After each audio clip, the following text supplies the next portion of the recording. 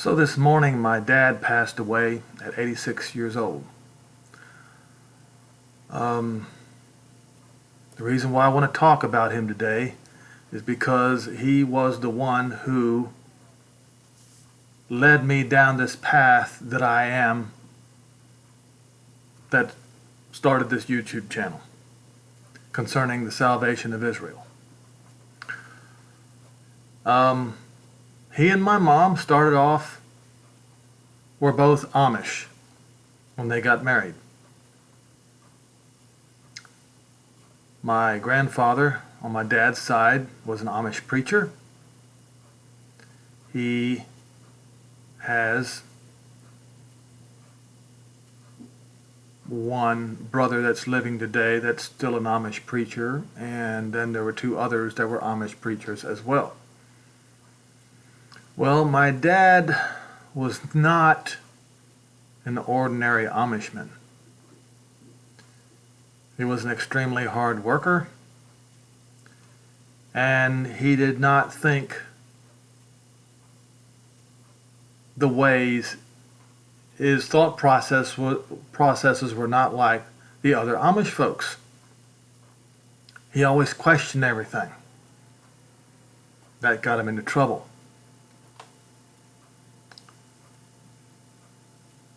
Him and my mom were disfellowshipped from the Amish when I was a year old. So he went from driving a horse and buggy in southern Maryland to delivering fuel oil in Washington, D.C.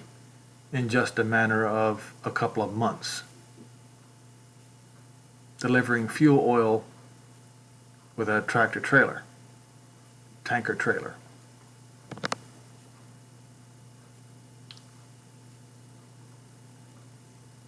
We were poor. There was, let's see, at this time, we had, my dad and my uncle together were framing apartments in Washington, D.C. And this is myself, and this is my dad, of course, and my mom. She's still alive. And there was one more brother to be born later. So my mom and dad would have 7 children. Yes, and the folks around us made fun of my mom and dad for having so many children.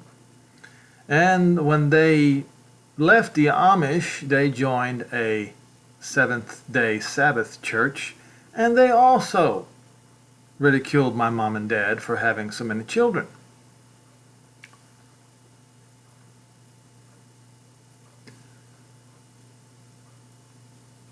As we got older, I noticed that my dad disagreed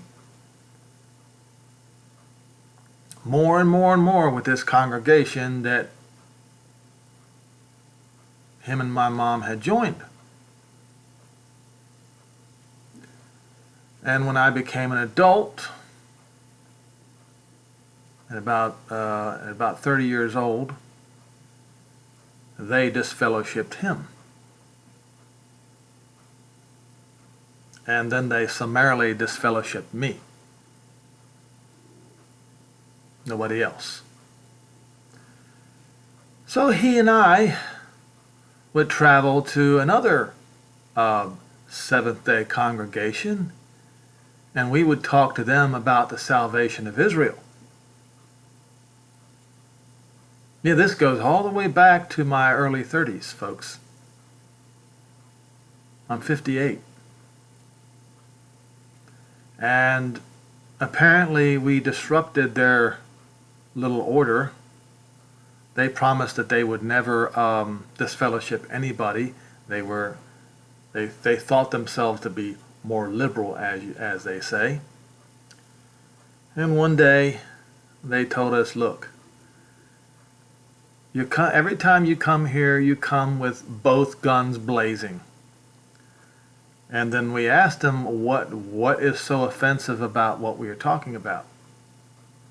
Well, they beat around the bush, and they kind of said that They didn't say that we weren't welcome here anymore, but they implied that we were not welcome there anymore as well. Why? Well, as I got older, I began to realize that the thing that upset people, offended anyone who called themselves Christians, was the promised salvation for Israel. So back then there was no YouTube. As you can see with this particular picture, when I was younger there wasn't even color film. Shows you how old I am. Okay? And so my dad and I, my brothers and I, we worked together for a good while. But when I got to 30 years old, my brothers had different jobs. One was in the Navy, and my dad and I ended up working together, building houses for, and working together doing other things for, I would say, let me think about this for a minute. I'd be 33 years old until about 6 years ago. So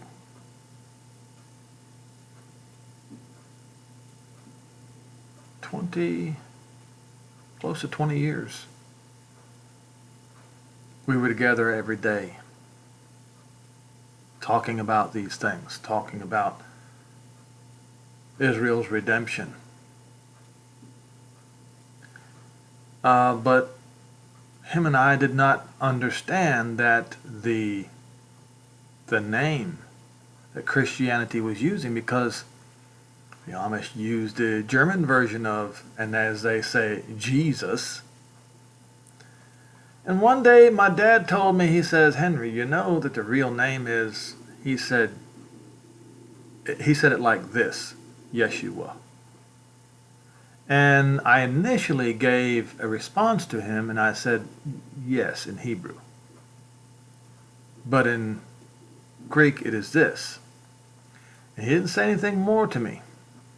But being the kind of man that I am, having the internet available to me, I went and looked up the name, and I found out that it was not the name of Israel's Moshiach. I found out what it meant in Latin and what it meant in Greek. I was highly offended. I was very angry, upset at Christians for telling this lie all these years, and caused me to insult the Messiah all these years with their deceit.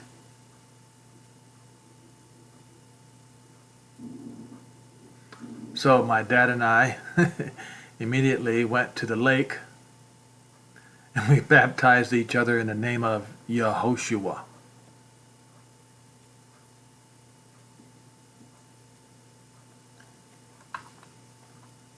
And not much later, that's when this YouTube channel began. And I would make videos with my cell phone. That's what I used to do back 6 years ago. And some of those videos are still up to date. I was not taught at college how to do YouTube videos or websites or anything like that. I had to learn these things all on my own.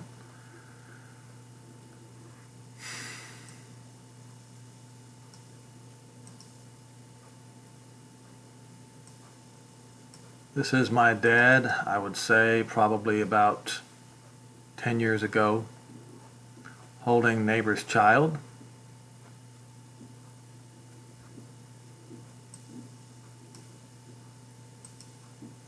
And this is my dad with a friend of ours, Steve, and myself, about 15 pounds heavier. I've lost weight since then. This is my dad here, as you can tell. He looks a lot older. That was about maybe 7 years ago. So my dad was the kind of man. Now, we did not go completely and directly out of the Amish into the world and join the world.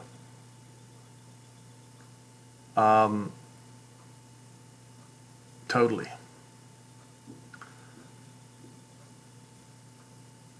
We've always had chickens, farm animals, goats.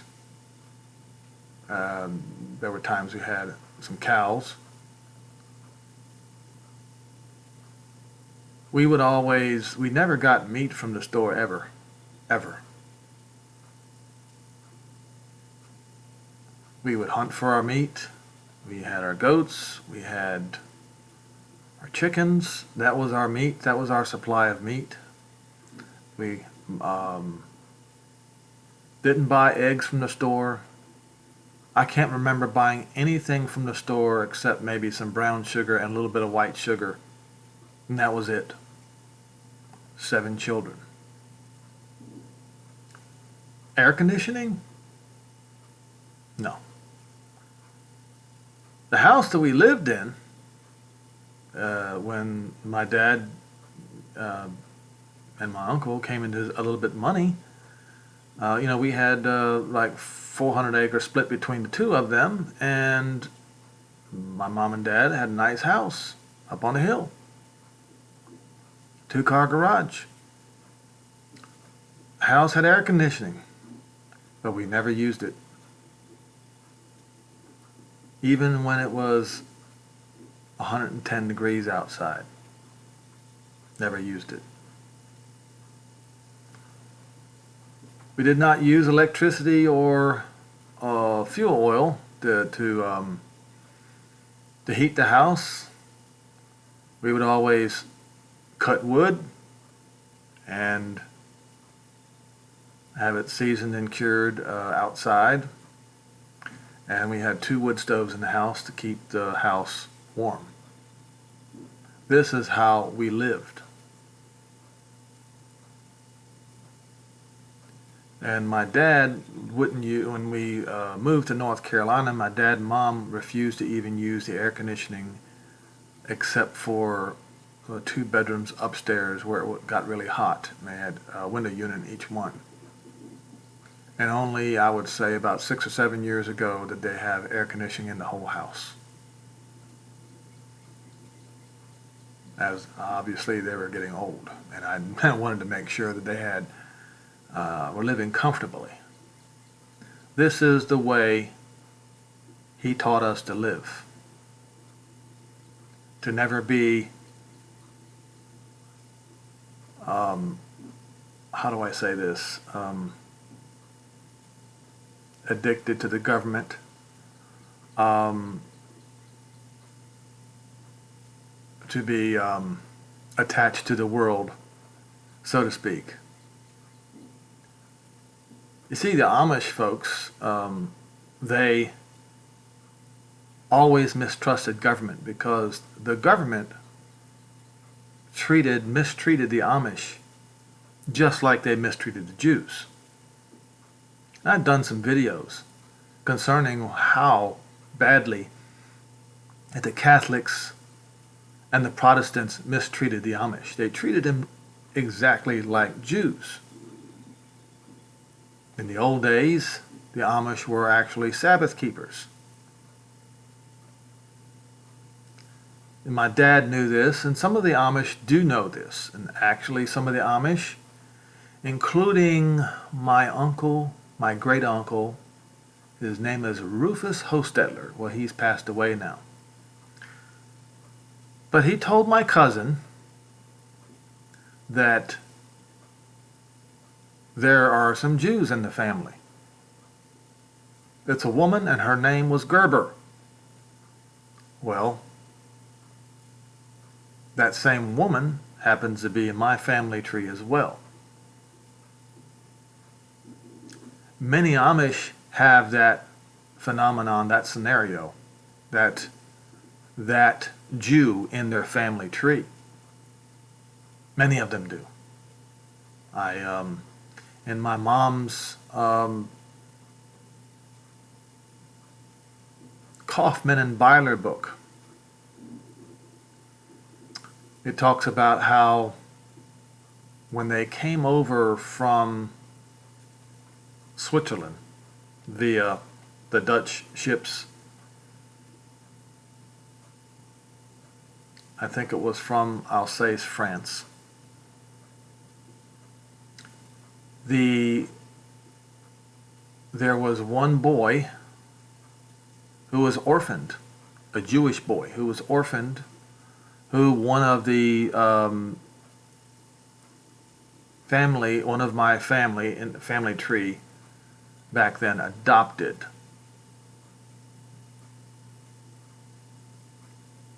He had black curly hair.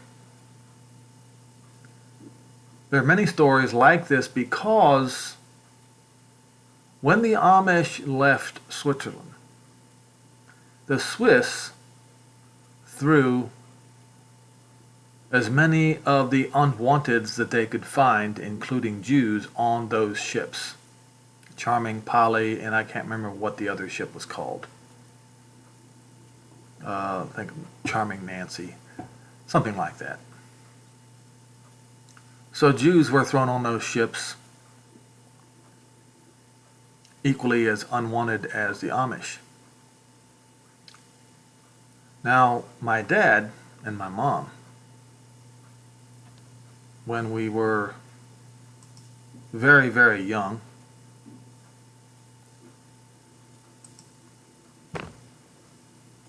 had us, the whole family, to watch the movie The Exodus.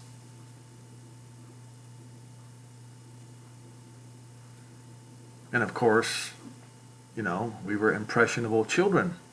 And it left an impression upon me that will never, ever leave me. My mom and dad made sure that we knew how the Nazis mistreated the Jews. My dad has this great big giant book. I don't know if it's 500 pages or 1,500 pages, I can't remember. It's called A Martyr's Mirror. And that's all the Anabaptists who were murdered, stories of the Anabaptists who were murdered by the Catholics and by the Protestants. Not even talking about the Jews who were murdered by the Catholics and the Protestants. So as one who studies and researches, my dad, and me, like my dad, studied and researched, and we learned what Christianity really was. And we both decided that we would have no part of it. Because, as I have said many times before in my earlier videos, if that is what Christianity is, then I will have no part of it. So don't you ever call me a Christian.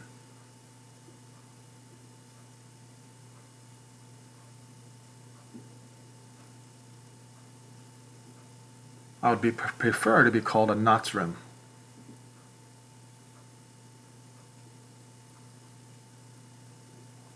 But it would be the biggest insult to call me a Christian.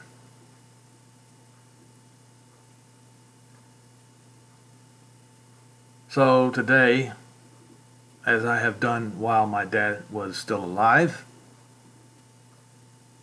I honor my dad with this video. Let the whole world know what kind of a man he was, an honorable, decent, truthful, and he is where I got my belief system from. And I thank our Ab in heaven that he was my dad. The best dad that a man could ever have. He had no moral faults whatsoever. He was faithful to my wife.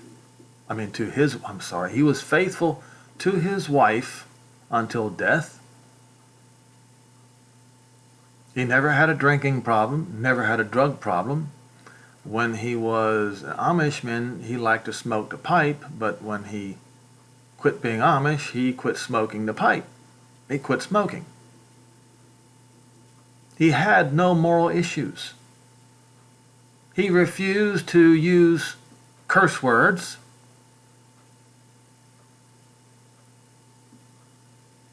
I'm telling you, he had no moral issues at all. None. Yes, the best possible dad a man could ever have. That was my dad. And I'm extremely thankful to our Father in heaven that I was born from him and my mother.